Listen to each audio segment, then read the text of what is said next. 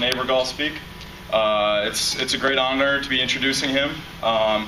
Roger is I first heard him speak last year when he came and spoke to Phi Kappa Psi. It's a fraternity I'm in here at GW, and he's a brother as well. I won't go too much into his history, but Roger was a freshman at Duke University when Pearl Harbor happened, and then 2 years later found himself at Normandy fighting his way across Europe with the Rangers. So he's been kind enough to bring some of his mementos, including this beautiful flag, which is caused many concerning looks of walking by, wondering what's going on. It's GW's first annual Fascism Week. But, are you going to do this? Yeah. All right. With that, it's time to start. First annual fascism. The first annual. Okay. All right. Well, Roger Neighborgall. Okay. Hey, he the liked success his of a dogs. speech is not to use the word I. I won $20 one time for making a presentation for 1 hour without using the word I. So you have to excuse me today. I'm a little tired. I just got back from Aruba, where it's 90 degrees and sunny. Poor Terrible. guy. Okay. Also, my son-in-law is here. They're here. He's in charge of your health service. So if you have any complaints, don't let me get away. I did not know Art was coming, so I'm honored. This will be my 23rd presentation of the year. My 22nd one was last week, 2 weeks ago at the Ranger Battalion Association reunion in New Orleans. And I was going to give that speech today, but I got talked out of it. See, you hear me? I got talked out of it. The reason that I wanted to do it was because I spent 3 weeks in Eastern Europe a month ago. And I saw for the first time what it is like for someone to live through the Nazi regime, then the Soviet regime, and then in 1989 become free for the first time in many of their lives. And it's the experience I wanted to share with you. But I understand you don't want to hear it. Is that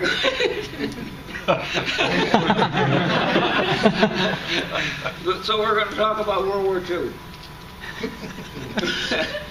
I'm more to hear whatever you want, sir. Marine. My 21st presentation was in Budapest, Hungary. And surprisingly enough, most Hungarians could speak English. How in the hell they learned English during all the occupation, I'll never know, but they certainly did. And I said, I just came back from Aruba, where Dutch, it's owned by Holland Dutch. And every child's basic language is Dutch, but they only use it in school. Because the law says that they have to use Dutch in school. They speak English most of the time, so it's a very complicated life that we live in, and I've been done a lot longer than you all. So anyway, that's me when I was a teenager fighting a war in Europe, and as I said, I have spoken now to a number of universities, Western University, University of Virginia. I was a speaker at a commencement at James Madison University, and so on and so forth. This just happened to be the one that I pulled out of my bag when I said I was going to talk about Auschwitz and so on, but I got talked out of it. So now we're going to do what I did at George Mason University in April. Okay, let's go on to the next one. Now, is there anybody who can look at this and say, what humor is that in that?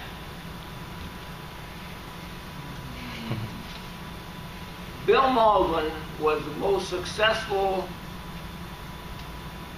producer of comics during World War II.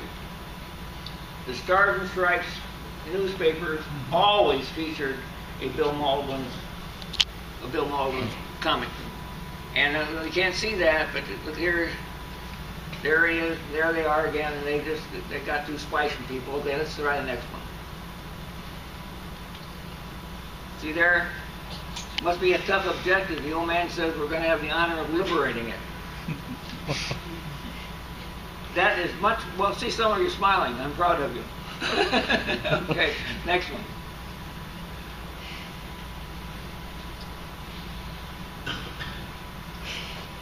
Next one.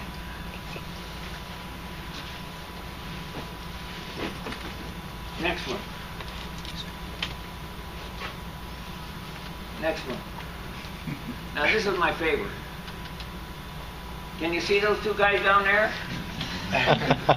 See what they're saying is I got a target, but you're going to have to be patient. Okay, that's my favorite.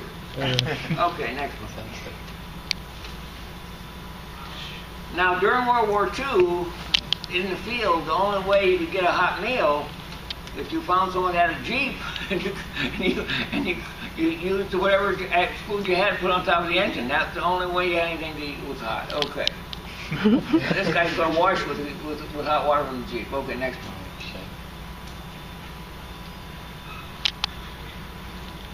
Let's see there. He said it's a general. You want to pass on review? Okay, next one. Okay, next one. Now, this is very interesting. Roosevelt was running for a fourth term president during World War II, and he thought that his strategy for winning the war was to get all the GIs to vote for him. As it turned out, no one ever got a ballot. so he won anyway. We would have voted for him, but they never got a ballot to him. So anyway, what he's saying is at least we can make bets. States' rights, that's what allows the soldiers to vote. Okay, next one. Look at this. Showing pictures of the sun, and that's something that was done all the time. Okay. Next one. In combat, and several of you have been in combat, the safest place you can be is as flat on the ground as you can possibly get. And what he's saying is, my buttons are keeping me from getting lower. Okay, next. Now, the sergeant wants to send someone on patrol, but he doesn't want to send anyone who owes him money. Okay.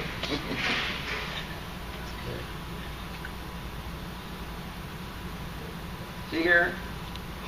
Dry socks were much more valuable in Europe during the war than money or anything.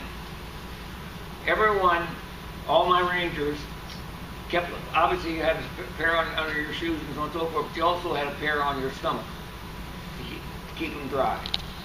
And the only way you didn't get trench foot was to change them every time you could, which wasn't easy to find the time and so on, particularly during combat. Okay.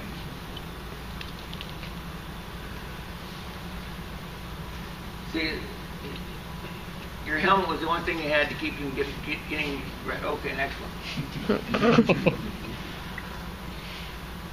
See there? He's betting that he was going to live. All right, next one. Now, this would not be funny to you, but it would be, if you lived in Brooklyn, it would be very funny. Because, and Vietnam too.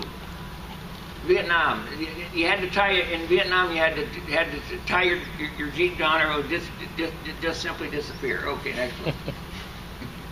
All right, here's what we're going to talk about. Pearl Harbor. You already know that on December 7th was my freshman year at college. Of interest is the fact that absolutely nobody knew where Pearl Harbor was. Nobody knew where Pearl Harbor was. It's out that way someplace. But we learned in a hurry. Now, we grew up in an isolationist society. That meant that the Pacific Ocean on one side, the Atlantic Ocean on the other, protected us from the world. Let those bastards fight their own wars. We're not interested. Isolationists, 100%, everybody. December 7th, flip-flopped that. Flip-flopped it. Okay. So America goes to war. What's a Ranger? Leadership qualities. D-Day summary. Battle of Bulge summary. 9 days behind German lines, 60th anniversary D-Day, questions and answers. Okay, let's go next one. It wasn't very hard to get motivated. The Japanese owned the whole Western world. Look. And you Marines, of course, had to fight back up through there. Okay, next one. Now, newspaper reporting, we were a free society. But the truth was that they underestimated totally the devastation of Pearl Harbor. Totally underestimated it. They didn't want to discourage the people. Okay. 1,500 killed. It was something like 3,500. But that was not a good thing to put in the newspaper. Okay. I told you about Pearl Harbor, location unknown, isolationist country. But the important thing is that every man, woman, and child, 2 or 3 or 4-year-old, was in the war, and they all knew what they were supposed to be doing. There's a vegetable garden in your front yard, for example. You saved every piece of metal. You had ration books to get anything and everything, and so on and so forth. Now, my family experienced that, but I was in the military, and of course, that. But I went into ROTC as a freshman, and what you educators did at the end of at Pearl Harbor was you changed the world from 2 semesters in the summer school to 3 semesters a year. So I stayed in school in ROTC. At the end of 15 months, I had 2 years of college, and I had to make a decision to stay in ROTC or volunteer for active duty, which I did. That's how I got it. Okay, and we're going to talk about Washington, D.C., a sleepy, southern, totally segregated town. Totally 100% segregated. Okay. Now, I went to Fort Hays, Ohio. They sent me to Camp Shelby, Mississippi. And I was a northern boy. I've never seen such things as commonplace like lynching in the South. Just absolutely amazing to you, and so on and so forth. But I saw this on the bulletin board. Remember, I'm now 18 years old.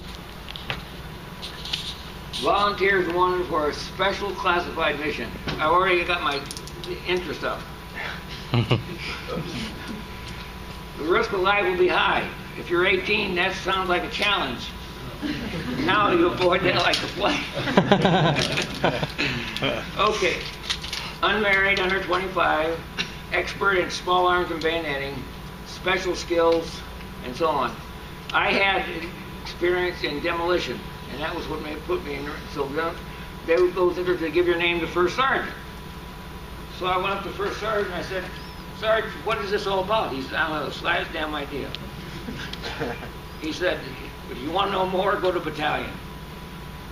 So I went to battalion, same story. We don't know what you're talking about. Go to regiment. I don't know what you're talking about. So I went up to division. I might add that I played high school basketball, and so I was on the 69th Division team. And so I found somebody I knew, and for the first time I heard the word Ranger, which didn't mean anything to me at all. But anyway, now I don't know, at least I'm in line for Rangers. Okay, next. Here's what you had to be a World War II Ranger.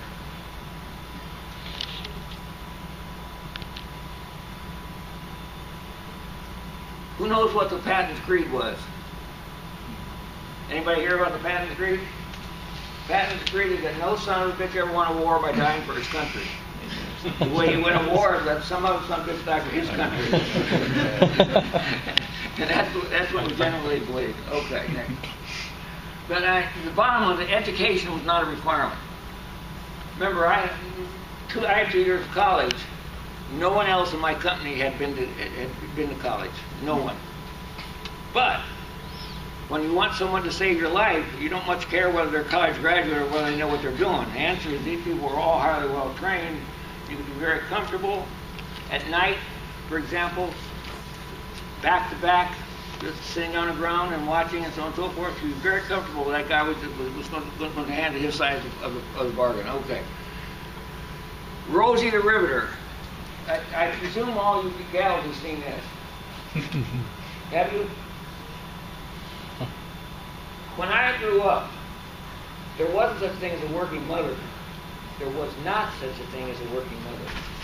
The mother's responsibility was the family, taking care of the house, feeding everybody, and so on and so forth, but not in the marketplace. Now, what happened, of course, was when all the men went to war, the women went into the workplace, and at the end of World War II, 85% of the individuals in the United States on production lines were females. Of course, when the war was over, they had to go back home, but they weren't handicapped, were they? Okay, all right, there's Rosie, all right. I showed you it wasn't very hard to get motivated as far as the Japanese were concerned, even more so as far as Europe is concerned. Nazi Germany was all over the place. In newspapers, as I was growing up, there was some mention of the war in Europe. There was no mention of the Japanese. So that's why Pearl Harbor was such an absolute shock to everybody. No one ever heard the Japanese were even mad at anybody. But Hitler got a fair amount of press. How did the Swiss maintain their neutrality? They're surrounded by the... Say again? How did the Swiss maintain their neutrality? I mean, it's crazy. You look at the map, it's... Yeah. That they're almost swallowed. Okay. Next. D-Day, 6th June. It was originally scheduled for 5 June. The individuals that were hit beaches on the 6th had been on a boat for 24 hours. The boat was going like this. Everyone was, and there was lots of food, but no one could eat. As you recall, the ceiling was 400 to 500 feet. Okay. But go back to that just a moment. This Ranger Battalion Association in World War II was abolished 2 weeks ago. It's abolished because of the Rangers that went to New Orleans that had fought in World War II were 11 total. I only knew of 2 others that I fought with, and so on and so forth. So there are no more Rangers. So the sons and daughters and so on and so forth are running it, but it's a totally different organization at this point in time. Okay, sorry, thanks. Here's a briefing we got for D-Day. The Navy. Where's that girl who's in the Navy? Yeah, they were going to bomb. Stand up and read that. Do you want me to? Please. Ranger D-Day briefing for Omaha Beach. United States Navy would bombard the beaches. Army liaison spotter planes would direct naval fire. U.S. Army Air Corps B-24s would bomb the beaches. 101st and 82nd Airborne would land just behind the beaches. U.S. Army Corps of Engineer would clear the invasion lane of mines and obstacles. U.S. Navy would protect the Rangers against German submarines and patrol boats.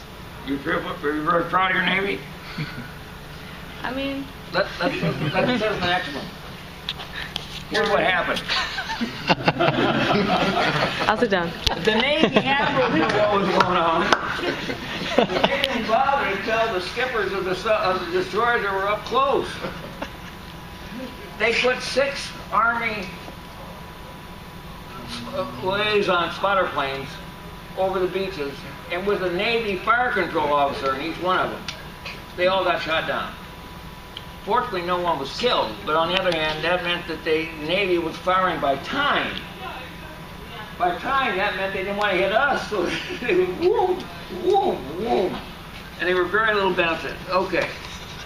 The Air Corps had the same problem. Really, B-24 were flying, if they flew below 400 feet, they were in ACAC as far as the Germans were concerned. The Air Force, the United States Air Corps at that point in time, Army Air Force, did nothing to help us on D-Day. Okay. Now, the 2 airborne divisions, they were supposed to land right behind us and give us immense support. Of course, again, they dropped them from above the ceiling, and they dropped by time, so they dropped 25 or 30 miles from the beaches. Now, as far as giving us direct support, we got none. But insofar as what the Germans received, it wasn't all bad, because the answer is they landed where German headquarters were. So they disrupted the communications and so on and so forth. Okay. But the Army Corps of Engineers did their job. There was no problems as far as minding the obstacles. And here's your Navy, young lady. See there? Thank you. It ain't all bad. Okay, next one.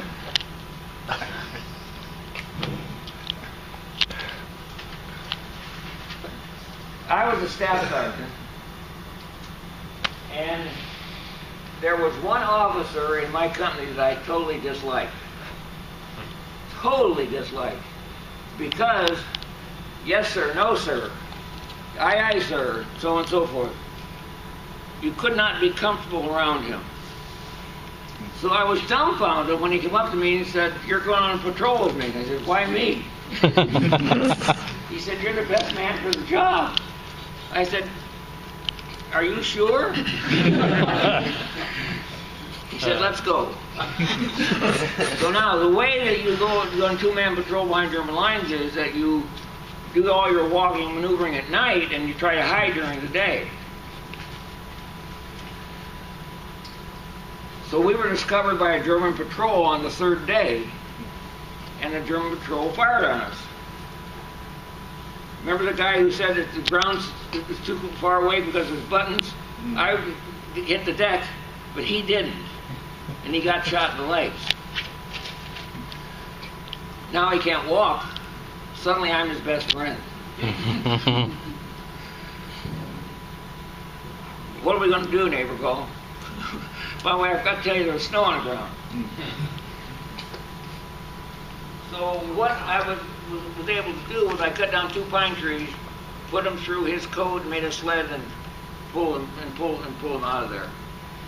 Get back to friendly lines, which will make about 3.5 miles and so forth. For things like that, they give you silver stars. Okay, next one. Arlon, Belgium. My 5th Ranger Battalion went into Germany through Arlon, Belgium. The second day we were in encampment, guys come knocking on the door, young, husky-looking kids and so on and so forth. What can we do for you? We want to play in football. Football. We don't have any. We don't even own football. We don't have any shoes. We don't have any gear, so on and so forth. But we accept. So we practiced. The only formation known in those days was a single wing formation, where the tailback was all who did the passing. And so we found a football someplace. We practiced. I was the tailback, and so on and so forth. And we got to the point where we thought we were pretty good. So we take our team, 11 of us, and we go into Arlon Stadium, which is jam-packed with about 3,500 people. And we see the first soccer field we've ever seen in our life. we said, you said it's football. This is football. So we said, well, we're here. We don't know a damn thing about this game. If you'll explain to how you play, we'll play. So at the end of the first 10 or 12 minutes, they had about 10 goals. We didn't have any. So then we said, look, this is a gentleman's thing. Let's play American football. What's that? Okay?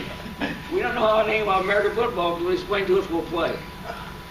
We explained to them, they did not like blocking and tackling. So every time we got the ball, we scored a touchdown. So anyway, that ended up Arlon, Belgium. I've been back there since then, and some of the people still remember that situation. But now, I might add that what I did not know was the fact when Belgium surrendered to Germany, the first thing the Germans did was they abolished all their military.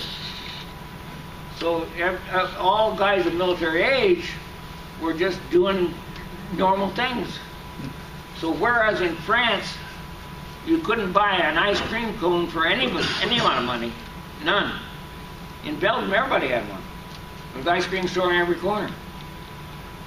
So their economy, resulting from the war, was absolutely superb. But as I said, football. What is football? Okay.